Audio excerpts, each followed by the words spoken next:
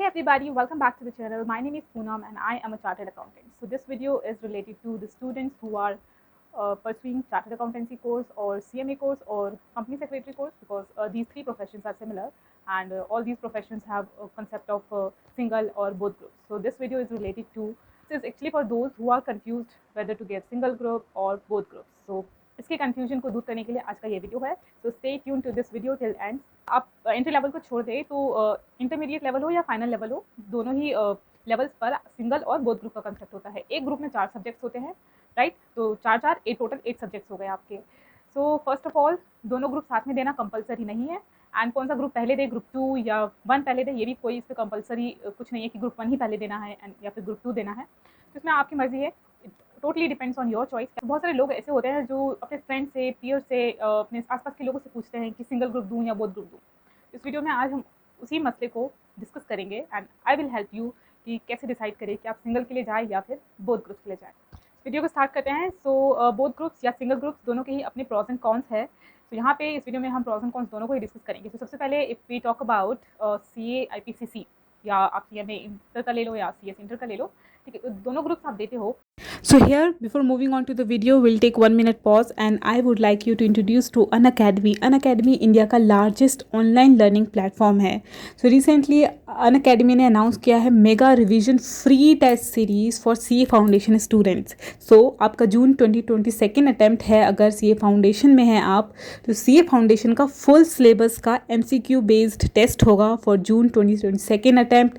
30 minute का test रहेगा, 20 MCQs होंगे और ये शेड्यूल है, date and time and subject सब आपको स्क्रीन पे दिख रहा है. बाकी सारे लिंक्स भी आपको डिस्क्रिप्शन में मिल जाएंगे. आप डायरेक्टली उस लिंक को क्लिक करेंगे तो आप उस पेज पे पहुंच जाएंगे.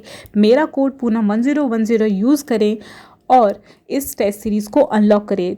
दिस इज़ फ्री, इसको याद रखिएगा, फ्री है.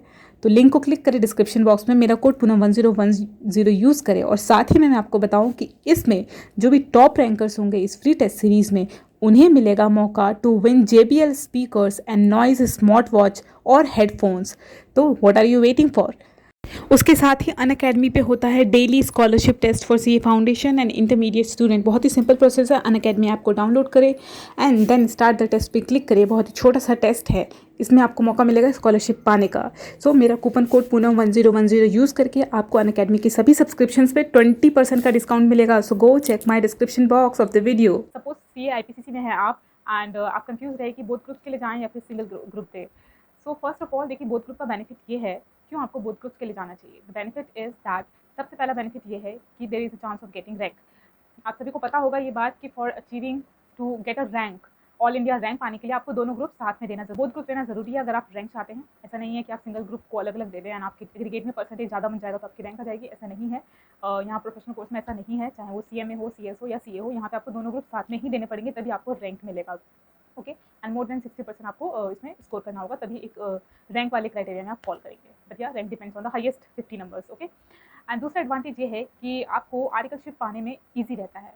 क्यों? बिकॉज बहुत सारे चार्टर्ड अकाउंटेंसी फॉर्म्स है जो सिंगल ग्रुप वालों को कम प्रेफरेंस देते हैं. बाय, बिकॉज वहाँ पे कंसर्न होता है लीव का. आपका एक ग्रुप बचा है, इसका मतलब आपको एग्जामिनेशन लीव चाहिए होगी, प्रिपरेशन लीव चाहिए होगी, जो कि CA फॉर्म्स जनरली इतना प्रेफर नहीं करते हैं. But don't worry about that, हर फॉर्म ऐसी नहीं होती है. ओके. सो या but definitely to get a good firm, अगर अच्छी फॉर्म से आपको आर्टिकलशिप करनी है तो आपको बोथ ग्रुप देना चाहिए, बिकॉज बोथ ग्रुप्स को प्रेफरेंस ज़्यादा मिलती है, राइट.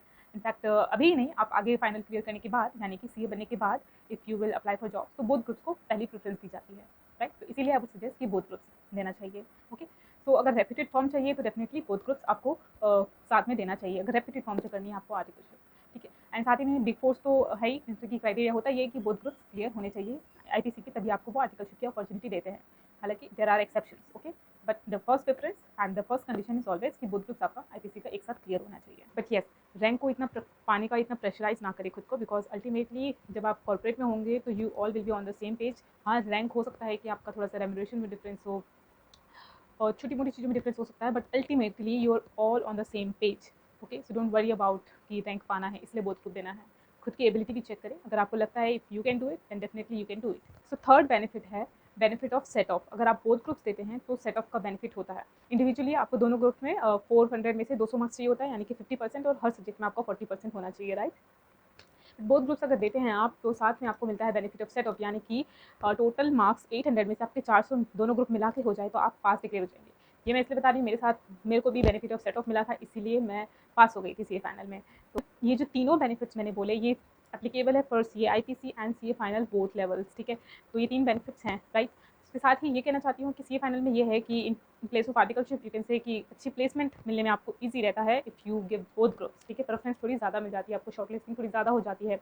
बट उसके साथ ही इस फैक्ट को भी आप इग्नोर नहीं कर सकते दैट कि अगर आप सिंगल ही देते हैं दोनों ग्रुप्स को, सिंगल एंड आपके मार्क्स अच्छे हैं तो आपको प्रेफरेंस मिलेगी डेफिनेटली। मेरा साथ में हुआ था दोनों ग्रुप्स क्लियर, बट मेरा जो मार्क्स था वो 50% ही था, तो इतनी प्रेफरेंस नहीं मिली है। इफ़ यू थिंक कि बोथ ग्रुप दे लो और 50% पे ही पास हो जाओ, मतलब ठीक है फाइनल में पास होना is a big achievement, but still I am telling you कि आप बोथ ग्रुप्स का प्रेशर अगर नहीं हैंडल कर सकते तो don't worry about that. Single groups दें और अच्छे मार्क्स अचीव करें, because those good marks in both the groups आपके जो शॉर्ट लिस्टिंग होगी आगे कैंपस के लिए या कहीं और, तो आपके अच्छे मार्क्स देखे जाएंगे, ठीक है। अगर आपके सपोज आप सिंगल ही देते हैं दोनों ग्रुप और 50% मार्क्स पे पास होते हैं तो उतना एडवांटेज नहीं मिलेगा, ठीक है। बट एडवांटेज उसको मिलेगा जिन्होंने बोथ ग्रुप्स क्लियर किया है साथ में और 50% मार्क्स पे भी कर लिया है, तो उनको एडवांटेज मिलेगा।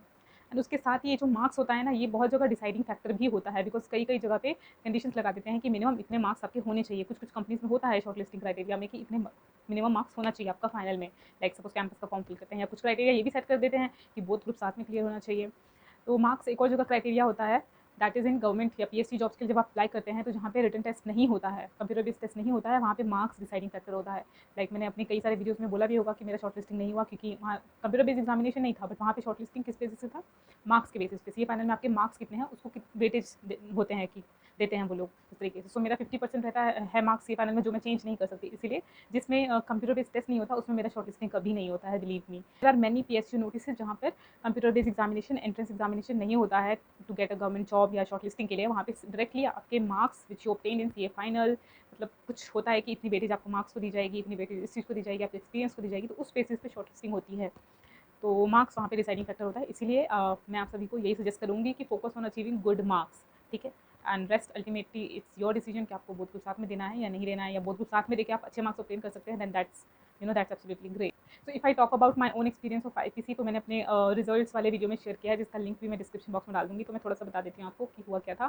That I was like starting से मुझे था कि मुझे बोथ ग्रुप्स देना है आईपीसीसी का, बिकॉज मुझे अच्छी आर्टिकलशिप के लिए मैंने मतलब हर जगह इंटरनेट पे रिसर्च कर लिया था for to get a good articleship firm, दोनों ग्रुप साथ में देना चाहिए। एंड रैंक भी आता है, तो रैंक भी था माइंड में कि रैंक पाना है। तो हुआ क्या, मतलब उस हिसाब से प्रिपरेशन एंड बाकी चीज़ें नहीं चली कि बोथ ग्रुप्स देने के लायक में होती उस टाइम नहीं था, लेकिन फिर भी मैंने रिस्क लिया बोथ ग्रुप देने का। एंड उसका आउटकम क्या निकला कि मैंने दोनों ग्रुप्स दिए। हालांकि फर्स्ट ग्रुप मेरा क्लियर हो गया एंड सेकंड ग्रुप में मेरा एडवांस अकाउंट्स पास हुआ, बाकी जो 2 सब्जेक्ट्स थे वो मेरे रह गया because of IT and SM, जिसमें मेरे 30 मार्क्स थे एंड ऑडिट वॉज फाइन 54 थे। तो उस वजह से मेरा ग्रुप तो रह गया ना, हालांकि एक पेपर एग्जाम हो गया। बट हुआ क्या, अल्टीमेटली जो ग्रुप 2 है उस पर सेकेंड अटैम्प्ट का लेबल लग गया। अगर मैं उसको उस टाइम नहीं देती, मुझे एक्चुअली ये इस बात का आई वॉज फियर कि अगर मैंने अभी नहीं दिया और नेक्स्ट अटैम्प्ट में दिया और उसमें भी नहीं हुआ, देन वॉट, तब तो मेरा फिर एक और अटैम्प्ट लग जाएगा, मेरी आर्टिकलशिप और डिले हो जाएगी। हालांकि you can join the articleship after clearing first group और सेकंड ग्रुप, ऐसा है अब तो नाउ। तो ये था, तो इस वजह से मैंने दोनों ग्रुप दे दिया। एंड हुआ ये कि मेरा सेकंड ग्रुप पे सेकंड अटैम्प्ट का लेबल लग गया, जो कि नहीं है अच्छा। इससे अच्छा मुझे सिंगल ही देना चाहिए था दोनों ग्रुप। एटलीस्ट मेरे सेकंड ग्रुप पे सेकंड अटैम्प्ट का लेबल नहीं लगता। मैं प्राउडली कह सकती हूँ कि मैंने फर्स्ट अटैम्प्ट में दोनों ग्रुप्स क्लियर किए हैं, भले ही सेपरेटली क्लियर किए हैं। To everyone you can not make them understand कि आपके एक सब्जेक्ट एग्जाम्प्टेड था एंड एक में आप पास थे और सिर्फ एक ही एग्जाम था जिसमें आप फेल थे। ये चीज़ आप हर किसी को एक्सप्लेन नहीं करोगे। सेकंड अटैम्प्ट का लेवल है तो है, everywhere you have to fill second attempt. और ये इन्फॉर्मेशन रिक्वायर्ड होती है इन द कैंपस फॉर्म, या फिर आप बिग फोर्स के लिए जब वो अपना कुछ डेटा मांगते हैं कैंडिडेट का, तो उसमें भी आपको ये सब चीज़ें पूछी जाती है। कंपनीज भी पूछती है, राइट, कि आईपीसी में आपने कितने अटैम्प्ट किए, तो ये रहता है। सो नेक्स्ट यहाँ पे मैं ये हाईलाइट करना चाहती हूँ सम रिक्वायरमेंट्स। ये फैक्टर्स हैं जो कि आपकी हेल्प करेगा कि आपको बोथ ग्रुप देना चाहिए या फिर सिंगल ग्रुप देना चाहिए। तो इन पॉइंट्स को कंसिडर करें अपना डिसीजन लेने से पहले। सबसे पहला पॉइंट है जो मैं हमेशा कहती हूँ, that is your ambition, your goal. आपका खुद का पर्सनल गोल क्या है, आप दोनों ग्रुप साथ में देना चाहते हैं, आपको रैंक पाना है, तो उसकी कंडीशन ये है कि दोनों ग्रुप साथ में देना पड़ेगा, you have no other option, ठीक है। तो आपका एम एम्बिशन क्या है, गोल क्या है, आपको रैंक पाना है तो दोनों ग्रुप देना पड़ेगा, उसके हिसाब से तैयारी करनी पड़ेगी। अगर रैंक पाने का नहीं भी है लेकिन फिर भी still you aim to give both groups together, because आपको लगता है कि उसके एडवांटेजेस ज़्यादा है, देन आपका एम्बिशन, आपका जो गोल है वही डिसाइड करेगा आपको हेल्प करने में कि आपको सिंगल देना है या बोथ ग्रुप्स देना है। दूसरा फैक्टर ये है कि how much you have the ability to handle the pressure and stress, because both groups क्या हो जाते हैं कि टोटल 8 सब्जेक्ट्स हो जाते हैं।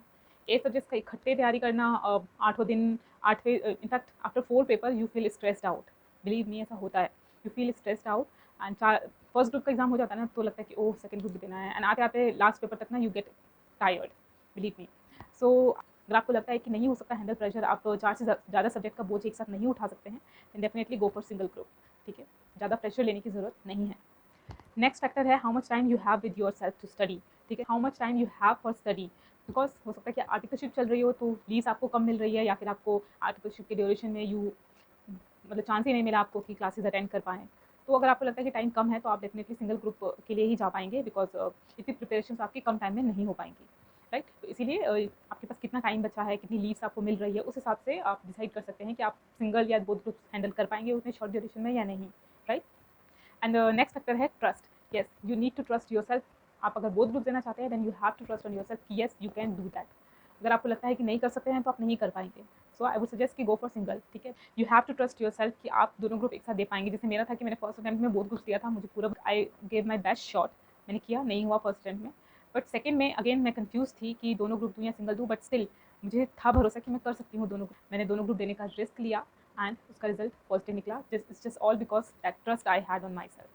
ट्रस्ट के साथ ही जिद भी बहुत ज़रूरी है, तो इस बात की भी जिद थी that I want to give both groups, and I have always aimed कि मैं लाइक IPC पे मेरा बोथ ग्रुप्स एक साथ नहीं क्लियर हुआ था, so this was my aim कि मेरा both groups in CA final एक साथ क्लियर हो। तो ये मेरा एम था, इसीलिए वो मेरे अंदर विल थी जिसके हिसाब से मैंने एबिलिटी क्रिएट करी अपने अंदर, एंड देन मैं दोनों ग्रुप दे पाई एंड मेरा क्लियर हो गया। सो मेहनत आपकी, बाकी रिजल्ट्स तो depends on all your hard work and luck. Next factor है कि आपकी क्लासेस कितनी कंप्लीट है, आपका सिलेबस कितना कंप्लीट है, राइट। ये फैक्टर सबसे इंपॉर्टेंट है, बिकॉज यहाँ पे आपका जो प्रिपरेशन लेवल है वो यहाँ से पता चलता है। अगर आपने क्लासेस सभी सब्जेक्ट्स की कर रखी है, जो फाइनल लीज होती है एग्जाम से पहले, उससे पहले आपकी सारी क्लासेस हो रखी है, तो आपको बोथ ग्रुप्स देने में कोई प्रॉब्लम नहीं आएगी। आपका सिलेबस कंप्लीट है, आपने एक बार पढ़ रखा है, तो बोथ ग्रुप्स देने में आपको प्रॉब्लम नहीं आएगी। You want face any problem in giving both groups, ठीक है। तो रिविजन भी हो जाएगा बिकॉज आप पहले कर चुके हैं क्लासेस एंड सिलेबस आपका कंप्लीट है। सो इसीलिए अगर बोथ ग्रुप्स का प्लान है आपका, तो पहले से ही क्लासेस एंड सिलेबस को कंप्लीट कर ले, एक बार तो जरूर कर ले, क्योंकि कोई भी सब्जेक्ट ऐसा ना हो जो कि आप एग्जाम लीव्स जो आपने लिया है उसमें आप पढ़ रहे हैं पहले। So that's the important deciding factor. कई लोग होते हैं जो क्लासेस नहीं कर पाते, जैसे कि मैं खुद भी नहीं कर पाई थी। बहुत सारे सब्जेक्ट्स मेरे रह गए थे, लाइक होता है ऑफिस टाइमिंग एंड ऑफिस के कुछ रिस्ट्रिक्शंस होते हैं जिसकी वजह से आप क्लासेस नहीं कर पाते हो, सेल्फ स्टडी भी नहीं कर पाते हो। सो दैट्स एब्सोल्युटली फाइन, ठीक है। बट प्लानिंग आपको स्टार्टिंग से ही करके चलनी पड़ेगी। अगर आप प्लानिंग करके चलते हैं तो उसको एग्जीक्यूशन भी करना पड़ेगा, सो वो आपको काफ़ी हेल्प करेगा। सो नेक्स्ट यहाँ पे मैं जो कहना चाहती हूँ that is just a suggestion कि आप जब भी प्रिपेयर करें तो ऑलवेज प्रिपेयर ग्रुप वाइज। ऐसे नहीं कि 2 सब्जेक्ट आपने ग्रुप 1 की कर लिया एंड 2 ग्रुप 2 की कर लिया, आप भले ही बोथ ग्रुप्स क्लियर होने वाले हैं, I would suggest you to prepare group wise, ठीक है। ये आपको जो एंड वाला जो सीन होता है ना कि नहीं हुआ प्रिपेयर, कुछ रह गया गलती से बाई चांस भी, तो वहाँ पे ये चीज़ प्रॉब्लम नहीं करेगी कि आपके 2 सब्जेक्ट इस ग्रुप के प्रिपेयर हैं एंड 2 सब्जेक्ट उस ग्रुप के प्रिपेयर हैं, तो वहाँ पे आप फंस जाएंगे दोनों के बीच में, ना पहला ग्रुप हुआ ना दूसरा ग्रुप हुआ। So always suggested to prepare group wise, कि चाहे आप IPC पे हैं या फिर फाइनल में हैं, prepare group wise.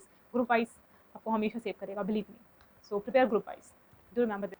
So I think yeah, that's all I wanted to share through this video. I hope you enjoyed this video and this video was helpful. And in case you like this video, then do hit the thumbs up and to subscribe to my channel.